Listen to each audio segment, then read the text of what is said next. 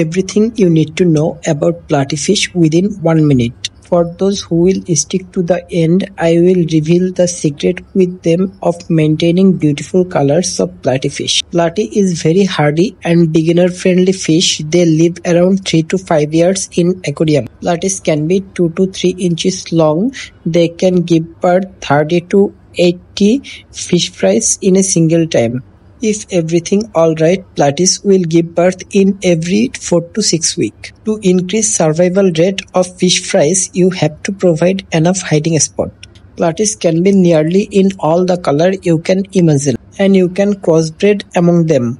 As a result, you will get unique offspring. Platies can eat regular fish pellet, but you have to be careful about pellet size. To maintain good color, you can provide boiled cucumber, carrot and other vegetables. Like, comments and subscribe for more pond related video.